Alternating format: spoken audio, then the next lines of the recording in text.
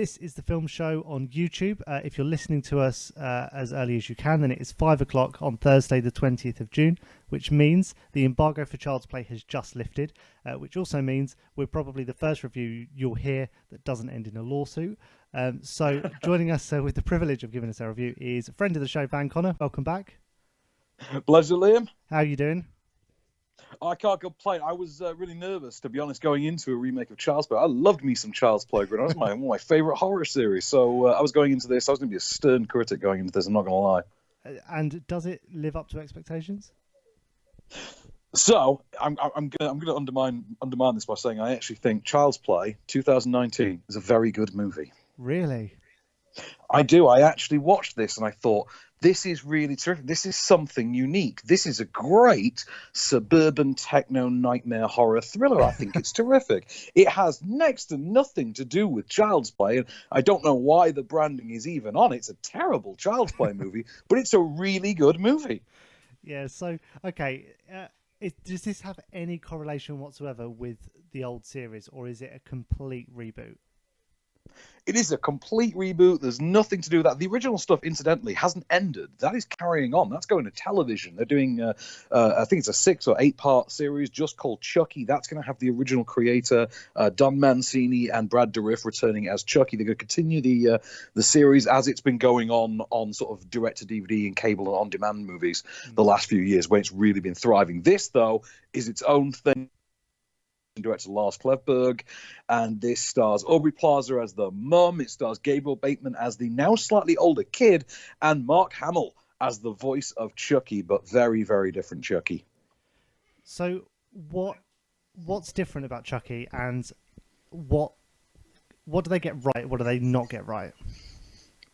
So I'm not going to say that they get anything wrong, because they're not trying to do anything that the original did. What they've done here is they have completely ditched the entire core reason for being that was Chucky. So Chucky, originally, as far as we knew him, was the reincarnated soul of a dead, murdered serial killer, a man named Charles Lee Ray, played by Brad Dourif, in the role that just made him an icon to me. I thought he was so great, and a lot of people know him for One Flew Over the Cuckoo's Nest being his primary movie. For me, it's Child's Play, and he's the murdered serial killer. He's trapped in the body of a doll.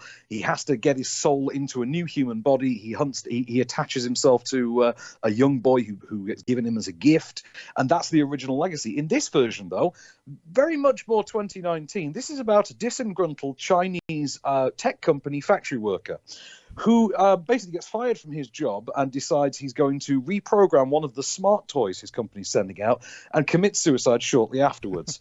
The toy then gets put into the arms of a now 12-year-old Andy Barclay, so he's a little bit more sort of age appropriate. Yeah. And the results are a lot more, let's just say, psycho best friend driven than the old supernatural thriller element. So I guess you've got this fact that they've kind of updated the premise and the origin of Chucky. But beyond that, is this a film that really needed to happen, or are people just going to say it was unnecessary?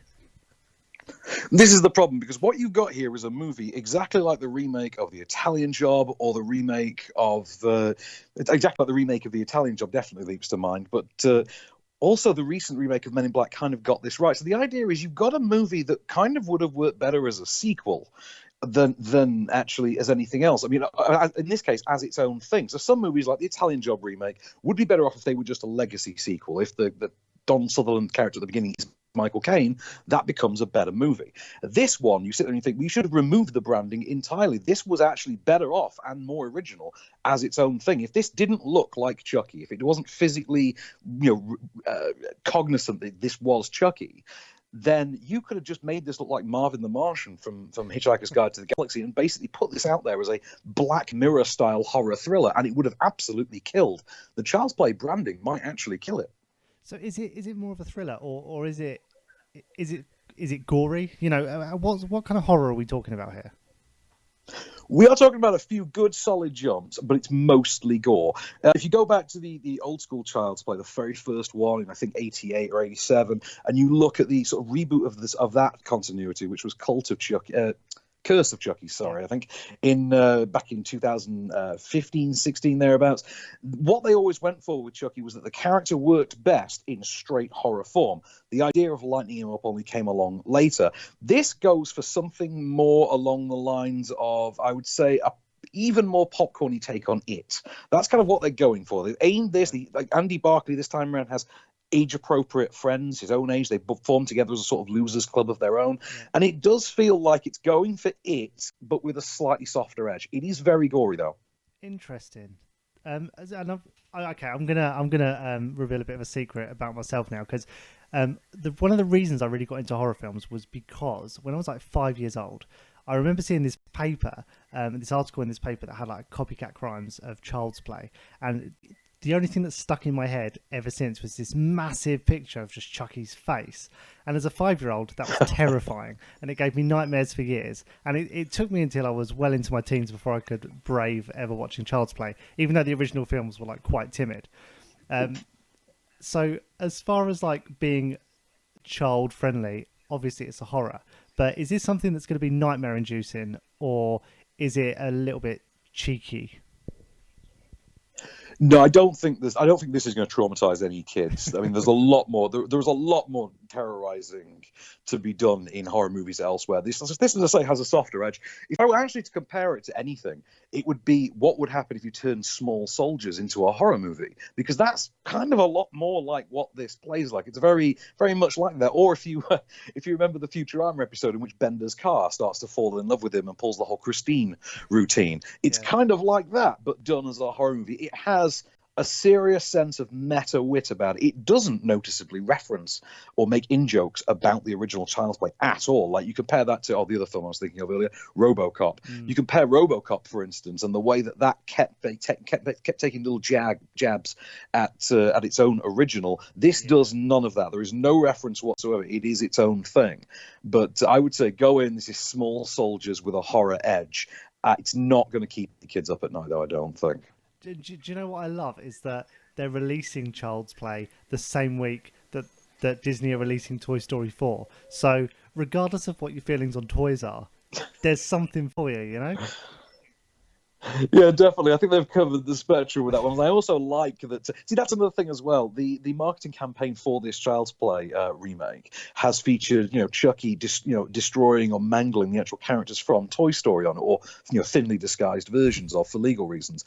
You see the film itself; it has none of that actual wit about it. It's not anywhere near that meta or that satirical. It really is just a straight Small Soldiers horror movie, and it's fine. Mark Hamill's a lot of fun in it, and I love Aubrey Plaza in absolutely anything. But this is something where the Child's Play branding is only going to sucker in the Child's Play fans, and they're going to be the people most disappointed by it. The people who aren't Child's Play fans, there's not really anything wholly unique enough about this to really draw them in, which is a shame, because it's actually pretty good. And if it were a Black Mirror movie, I tell you, I'd be there with bells on and I'd be shouting this on the rooftops. Interesting. Okay, so let's end as we always do. Is this a buy, a borrow, or a bin from you? It's a strong borrow. It's a possible buy. Interesting. That's a much better response than I ever thought I'd get from you. I try to give you your money's worth. Well, thanks as always, Van. And I guess check out Child's Play if you can or want to. It is in cinemas right now.